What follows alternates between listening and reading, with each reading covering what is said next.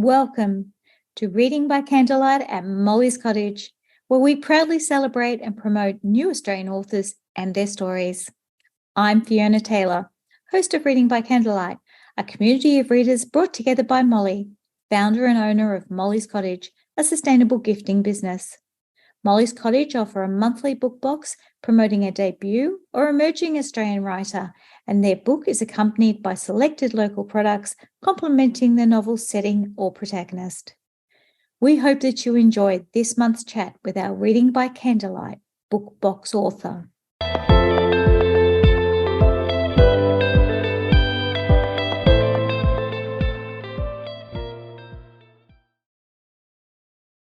Welcome, Ali Lowe, to Reading by Candlelight at Molly's Cottage. Oh, thanks for having me. I'm really excited to be here. It's so lovely to have you here to talk about your exciting new thriller, The Running Club. I love that. Oh, yes. I love that cover. You must have been so happy with that. Oh, absolutely love it. It's just so summery and bright. Yeah, I was so pleased when I saw it. Now, just first, I'd like to acknowledge that I'm on the traditional lands of the Wurundjeri people of the Kulin Nation, and I pay my respects to their elders, past, present, and emerging. Here at Molly's Cottage and at Reading by Candlelight, we're all about celebrating new voices, and so I add my appreciation of Aboriginal stories handed down for generations. Now, just a little bit about Ali to start. Now, you grew up in the UK. I did. They'll have the accent. Oh no, my parents would beg to differ, I think. But it's gorgeous. Now, you grew up in the UK, you have a postgraduate degree in journalism, and you've been a journalist for 20 years. You don't look old enough to have done anything for 20 years. Oh my goodness, I feel old enough to have done something for 20 years. But no, I have been a journalist for a long time. Straight after uni, I did a postgrad course in magazine journalism, and then went straight on to a women's magazine in London. And I stayed there for about 7 years before moving out here and kind of doing the same. So yeah. Yes, you were the features editor of OK magazine, and which sounds very glamorous. It was quite glamorous. I was in my 20s and early 20s, and it was just fantastic, going to all these parties and going to celebrities' homes and weddings and just sort of having a nosy about. It was great. It was a great job to have while young. And, when you don't have children, you can go out in the evenings and drink champagne and, life's one constant kind of party. But I don't think I could do it now. Well, one, I wouldn't have the energy, but also I've got too many children now, so wouldn't be workable. No. As you said, you have a young family now and you live in the northern beaches of Sydney. That's right. Your first book, The Trivia Night, which I loved, was a huge success. And with the running club, Ali, I think you've gone one better.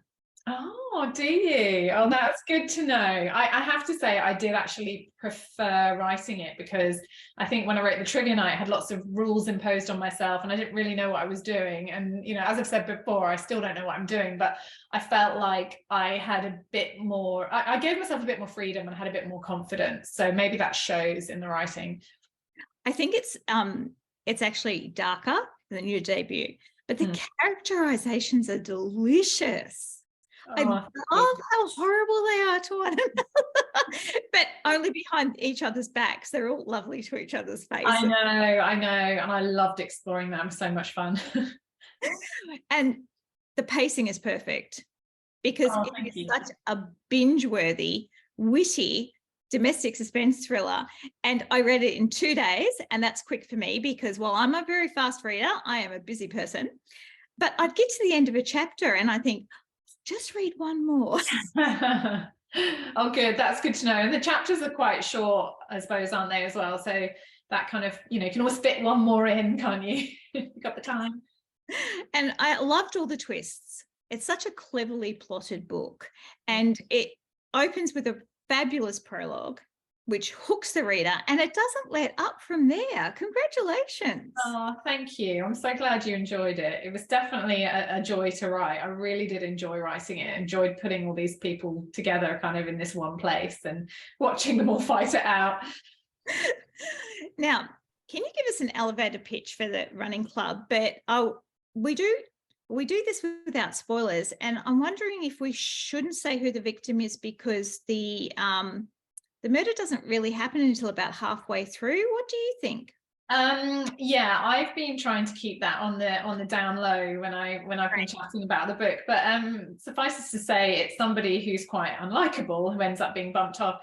But the story basically centers around these four women who are part of a running club, which is started by Carol, who's like the queen bee. She's lived in the suburb of Esperance all her life, and the other women have come from a suburb which is kind of less, slightly more kind of, what should we say, rough around the edges, and they've worked their way up in the world to this amazing suburb which is just full of money and full of designer clothes and everything. But they all know each other through school. So for example, Carol's posh school played the other school in netball, and there's a scene in a flashback when these girls all play each other at netball. There's Carol, and then there's Freya. Freya started out at this poorer suburb called Shivers Beach, and then got bumped up when her dad got a better job and went to high school with Carol. And then there's twins Lottie and Shelby, who come from Shivers Beach, and they all find themselves part of this running club, and they've all known each other since high school. So really the book kind of delves back as you go through into their high school years and how they're all interlinked and how their paths have crossed, not always for the better, sometimes in not so bad ways, but sometimes they've clashed in the past, and these clashes come to the fore in the present time. Even though, like you say, they kind of all smile at one another and pretend that they're enjoying each other's company at cheese and wine sessions and on their runs, we all know that there's history there, and it's just a kind of matter of time till it all implodes and someone dies. And someone dies. Yeah, just like that. What makes you decide to write this story, especially after, writing one about swingers and wife swapping? Oh yeah, I know. It's I mean, some ways similar because they're both in kind of wealthy, affluent communities, but also just, very different group of women. I don't know is the answer. They just kind of came to me. The initial idea for the running club was, I was at the park during COVID, during the second lockdown with my son, and I just watched these runners running past, and they all just looked so miserable.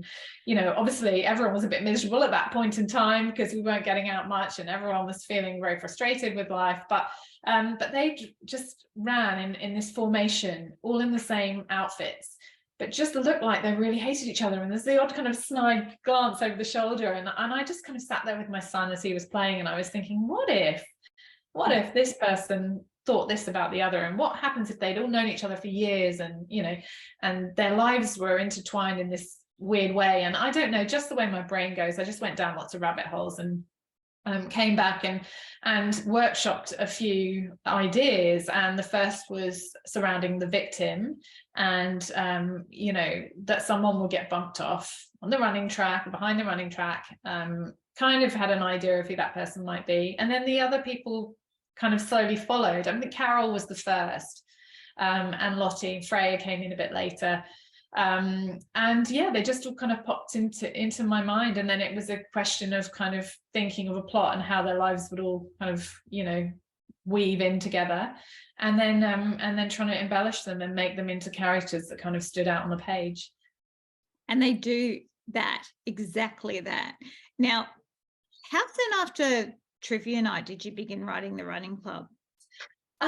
So the trivia night went on submission, and I'd had to send an idea for my second book, which I'd done, a rough idea. And I think loads of people have said to me, you should start writing when your first book's on submission to take your mind off it. But I found that really hard. But I did kind of start maybe loosely thinking about the odd character here and there and the odd scene that I might have if this was the way the second book was going to go. But I didn't really start knuckling down until I had that 2-book deal, which was probably about May 2020. And I started thinking, oh God, actually, I've got to produce a book by a certain date now because I'm about to go into a contract. So that's when I properly started writing. But it was quite quick, actually. I think it took about 9 months to write the bare bones, like the first draft. And then I spent a couple of months kind of editing and going over everything I'd written, just because it seemed to come quite quickly, and I really enjoyed writing it. And I was, it was a good escape from domestic chores and, and from my little ones, because I had he was about 2 then, so I'd kind of squirrel myself away and just get lost in this other world. And it was, it did come quite quickly. That's not to say it didn't have a lot of edits done to it, but the bare bones of the story did come quite quickly. Yeah. Oh, that sounds excellent. Now, Esperance, Mooney Waters and Shivers Beach are all fictional, and I'm always interested into what factors into authors' decisions to make their book settings fictional. And I'm wondering, is it because you don't want anyone where you live to think it's about them? I think it's just because it's just what pops into my mind. I'm not very good at writing about places I know, because when you live somewhere or you've been somewhere, that place kind of loses its romance a bit when you've seen it repeatedly, or and I felt like in my mind I could create it slightly more sort of, I don't know a place that's quite as perfect as Esperance, as quite as polished, that where everyone has all this wealth, and so therefore I couldn't really base it on anywhere. I kind of had to be somewhere in my imagination, and I like that when I read books that are set somewhere that I don't know, so my own brain can create that place. Whereas some books I've read that I know exactly the kind of neighborhood, I'm sort of a bit like, oh, but that building's not there, or and you can get a bit pernickety. And so I kind of felt like if it was my own place, no one could kind of say, well, actually that Coles isn't there, it's there. I just wanted to create a new place basically, and I do enjoy doing that. So I think that's what I'll probably continue to do moving forward. Great. And now I love a story told from multiple characters' perspectives. And in the Running Club, as you said, each chapter is told by one of the 4 main characters in first person point of view. And what made you decide to, first I want to say that you handled this masterfully. Oh, thank you. Each character has their own distinct voice and mannerisms, and it was easy for me to tell them apart. And I just want to know why you decided to write them all in first person, and how difficult was it for you to keep their voices consistent? Well, I started writing the trivia night in third, and then right before I submitted it, probably a couple of months before I submitted it, actually, I turned it in first. And I found it so much easier to get into their heads and to be able to express exactly what they were feeling, even if there were weird thoughts, because I was in their voice. And so it was kind of a natural thing for me with the Running Club to kind of start out, imagining I was Carol, or imagining I was Freya, and what would I say if I was Freya, and how would I react if I was Lottie, and sort of anxious about everything, and and a Stepford wife, how would I react when Shelby said something to me? Would I respond, or would I pull the tea towel torch because I'm angry and then let it go and be perfect again? Which is something Holly, who's Holly? I've added a character, and something Lottie does at Cheese and Wine. So I think it's just a way of me feeling like I can get into their heads a bit more, and maybe just making it easier to put on the page all these little kind of idiosyncrasies that the characters have, and from my point of view, maybe making it easier for the readers to pick up on things like that. I just personally, as a writer, I just find it easier. But having said that, book 3 and book 4 aren't in the first person, so I think for the Running Club, and especially things like Shelby's flashbacks, it was just a bit easier to go into first. And I like reading first as well, I have to say. Yeah, so do I enjoy the immersive experience that you get from it. Yeah. Now, the flashback chapters gave a real insight as to why the 4 women are who they are now, and why. And it's set in their school years. And is it like the late 90s, early 2000s? Yeah, it is late 90s. But it actually brought back a lot of memories for me, because I don't think schools change much. I mean, the technology changes, and that's about it. So I felt like it was very similar to when I was finishing high school. And so I really enjoyed, and I finished high school 10 years before that, more than 10 years before that. And I think that I enjoyed it because I felt that they were these young women and they were competing against each other, and the jealousies and everything that come out. I loved it. And then, of course, it's all compounded as they become adults. And so you can see, it was lovely to see where it all began. And were they as enjoyable to write as they were to read? Well, actually, those chapters which are in Shelby's voice, so the present day chapters are written in the voices of Carol, Lottie and Freya, and the high school chapters, which still incorporates all these women, but they're written in the voice of Shelby. And I absolutely loved it. I mean, I think Carol was probably my favorite to write, but Shelby's chapters were really enjoyable in terms of, you know, going back to that era and thinking, what were we wearing, you know, what was on TV, what was on at the cinema. And actually, because I grew up in the UK, that was a bit of a challenge, because I could remember what was number one. I remember it was the Backstreet Boys or whatever, and all of that kind of stuff in the late 90s, but I didn't know what was going on over here, because I've been here 17 years, but not when I was that age. So I had to message one of my good friends, or call one of my good friends and say, you know, how did you get your HSC results? Were they at the post office? Were they stuck up on a board at school? Were they posted? And she did her HSC here, you know, about the same time I did my A levels in the UK. And she was like, oh, I can't actually remember. I'm going to phone a friend. So she phoned another friend. He went to school in Sydney and was like, how do you get our HSC results again? But just lots of things that I didn't know, that I had to research and ask Aussie girlfriends, you know, just to give me a bit of background. But yeah, no, I did really enjoy writing those chapters for sure. But yeah, I loved writing all of these women, to be honest. But if I had to pinpoint which were my favorites, I'd say probably Shelby and Carol. But that might be because they're kind of so mean as well, and it was quite fun being a meanie, being a bit of a bully. But yeah. So opposite to what you are in real life. Oh, thank you. Well, I quite often think that because I am quite sort of, you know, I suppose I've got that English reserve and you know, politeness and everything. Sorry, you know, I am a Pom after all. That it was quite nice to get really bitchy with some of the things Carol says, and some of the retorts she has, and responses, and sarcastic sort of purrings and mutterings under her breath. I did love it, and I'm very sarcastic by nature as well, so I did enjoy kind of like ramping that up a bit. I must say that Carol is my favorite character. Oh, I loved her. I just think you can just feel her coming off the page at you, and she's just so much like women that you meet in real life that are just, everything about them is just perfect, but they just drop these little lines where you think, I know. Really? You're really going to say that? Is that really what you're saying out loud? Yeah. And I love that about her. And I love that also that she does have a little vulnerability to her, and she can be kind if it benefits her. Yeah, and I think you sort of notice that as the book progresses, that it's, you know, there are reasons why she's sort of snippy as she is, and that there are little kindnesses, but she doesn't like to talk about them. You know, she'll perhaps do things, but, you know, it's on the down low. You know, I'm mean, this is my facade. And I've actually had a few people say to me, oh, when I first started writing her, I was like, I do not like reading her chapters. I do not like her at all. I didn't like her at all. But then suddenly, you know, they've kind of hit something and they've thought, oh, actually she's okay, and that she's warmed on them, and that was you know, the idea. It's not to say she's not without faults at the end of the book, you know, and she's not, you know, we can't write her off as not being this mean girl, but yeah, she does have some redeeming qualities. Yes, she does. And while this is predominantly a crime story, it's a mystery, it's a murder, it reveals the lives of these wealthy, flawed characters. And, you know, some of them are unfaithful, others are deceitful, and many are just downright unlikable.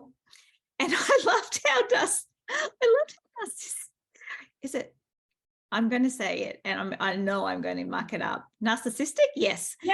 Yes, they were, because their whole world revolved around getting their own way.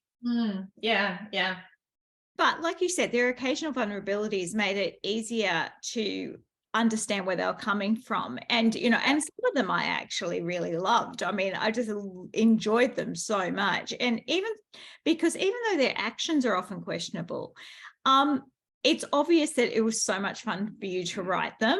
And that comes through. There's a great, you know, there's a lot of joy in the book, but the joy is kind of witty and tongue-in-cheek, and it's just very clever.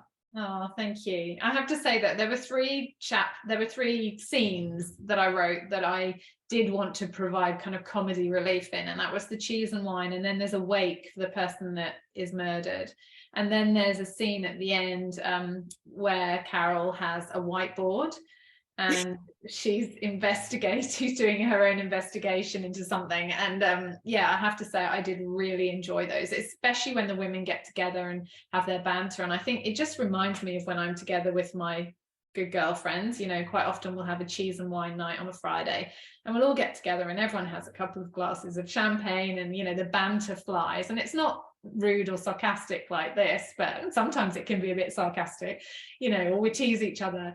But I think maybe that my experience of that made these particular chapters, which all feature women talking together, you know, far more enjoyable to write, because it was something that was sort of almost a bit familiar, although not to that level of meanness or whatever, and never degenerating into some of the endings that these scenes had. But yeah, no, it was definitely a lot of fun.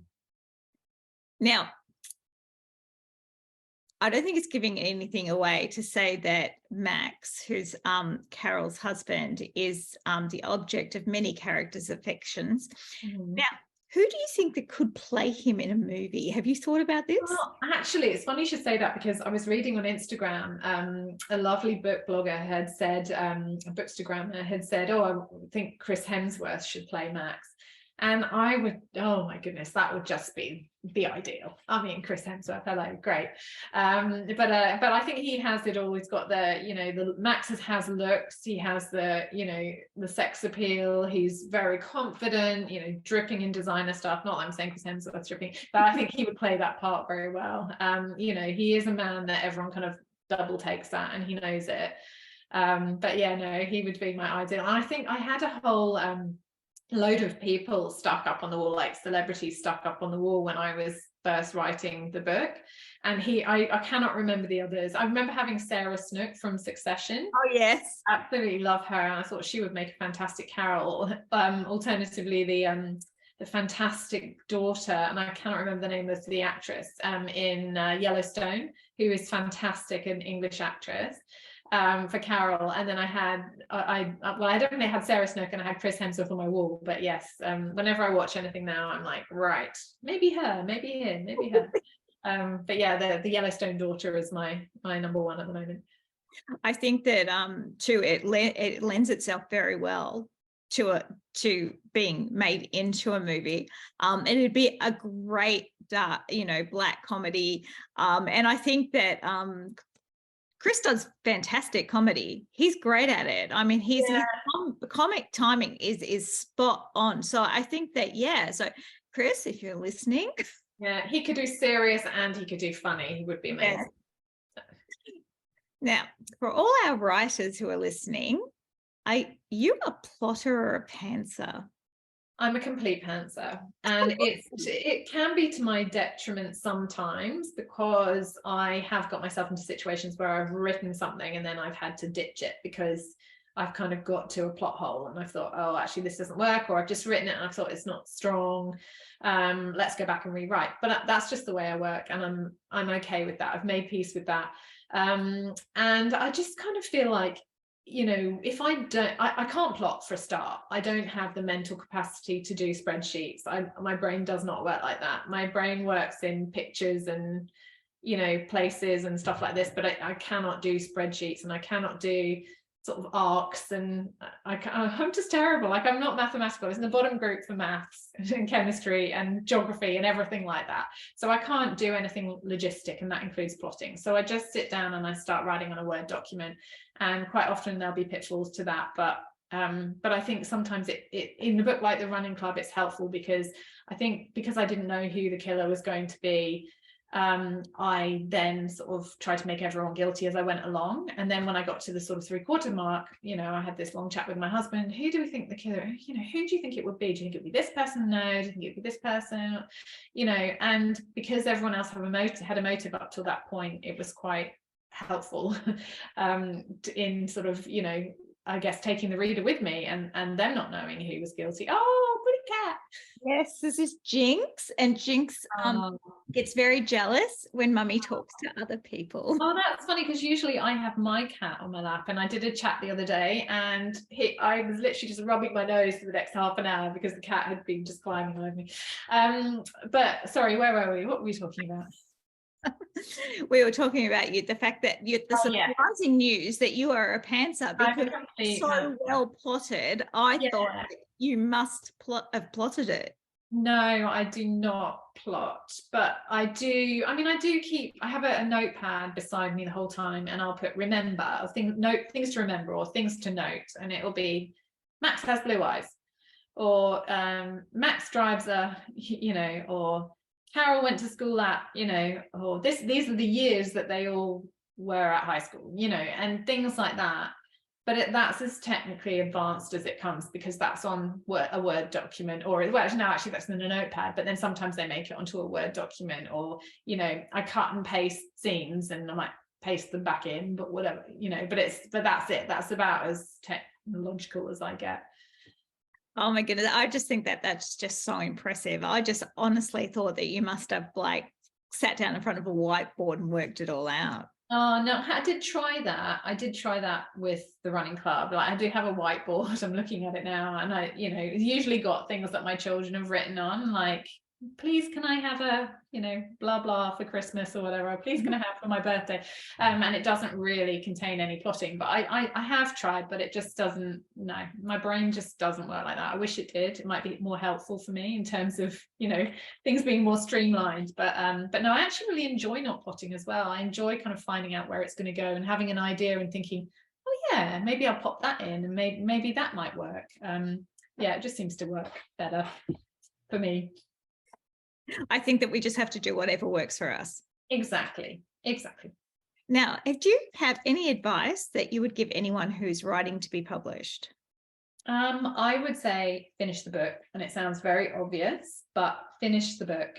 Don't spend all your time sort of perfecting the first 2 chapters or whatever and not finish the story. Get the story down, then go back and start from the beginning and edit your work, or embellish it. Write yourself a note and remind yourself to go back. And that was a lesson that was really hard for me to learn, because when I wrote the trivia night, I remember rewriting the first chapter 100 times, because I thought, this is what's going to go to an agent, it has to be great. And I did, obviously, when I'd written the book, I did go back and play with it even more, but actually that all ended up being lost when the edits came through. And so I think as long as you get your story down, you can't send anything off if you don't have an entire manuscript. You have to have it finished, ideally, before you start sending it off. So just write to the end, get it done, be confident, and then embellish from there. That's excellent advice, Ali. So everyone, finish the book first. Yes. Now, for all our readers, can you recommend a book by an Australian author that you've read recently would recommend? And you can have more than one. Okay, so I have 2 that I've read recently that I absolutely loved. And one was Karina May's Duck à l'Orange for Breakfast. Oh, yeah. Which was released last week. And it's just a fantastic, very funny romance, rom-com.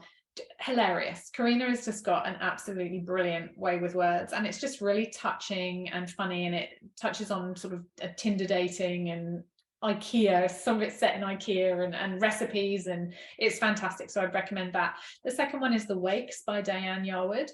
I loved this book. It's about 2 women who become friends when they're going through bad patches in their own lives, and they become funeral caterers, doing upmarket catering for funerals. And it's funny, it's uplifting, it's heartwarming, it's I cried. It's a really beautiful book, so I definitely recommend that. And it's Diane, well, both of them, they're both debut authors, but I'd recommend both of them. Yeah, definitely. Well, they both sound fabulous. I've seen both of them on the socials, and I have both of them coming, which I've ordered them. So I can't wait to read both of those recommendations by you, Ali. And I'm really excited to hear about your next book. Are you allowed to tell us anything about book number? Yeah, I can say a little bit. It doesn't have a name yet, so I can't tell you what it's called, but it's about 3 women who are friends who are trying to advance their son's education, shall we say. So they are interested in a very elite private school for their boys, and it's about furthering their son, getting their sons a leg up in sort of life and in hierarchy, and there ends up being well, let's just say it's a crime thriller, so something ends up happening that's you know, very unsettling for the community, and yeah, it's a crime mystery. Oh, it sounds a lot of fun, and I love the fact that this time it's kind of set into getting boys into school, and it'll be interesting because it's always fascinating when in all your books the what you're really good at, I feel, is characterization, and you create these characters that are so believable and so amusing, and at the same time, you know, you as a reader, I just want to know what's going to happen and how it's all going to end, and you just propel me forward in each book, so it's just brilliant.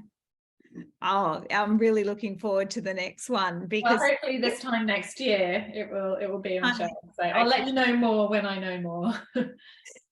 Now, congratulations, Ali, because this is such an entertaining, enjoyable, and clever thriller, and great twists and fabulous characters, and it really does have it all: secrets, lies, betrayal, and designer brands. What more could you want? And I have seen that you have a lot of very well-deserved 5-star reviews.